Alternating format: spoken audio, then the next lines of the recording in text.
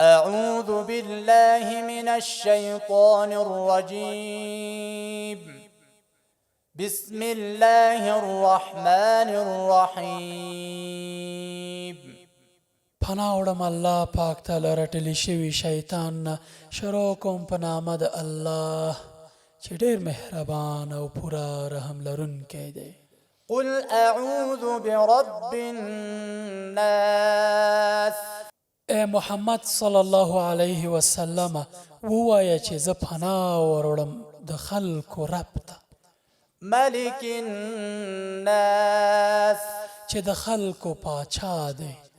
إله الناس، د خلکو حقیقي معبود یعنی د عبادت وړ ذات دی. من شر الوسواس الخناس، د شر د وسوسې اچونکي نه یعنی هغه چې تښتي او بیرته راستنیږي.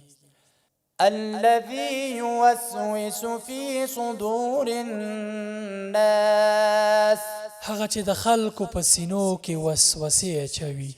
من الجنة والناس، چې دغه وسوسه اچونکي پیریانو او انسانانو له ډلې دي. صدق الله العظيم. رښتیا وویل عظیم او لوی رب.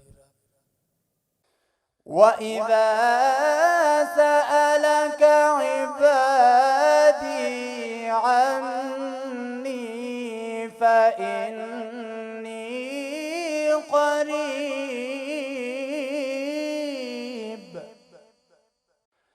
أجيب دعوة الداع إذا دعاني فليستجيبوا لي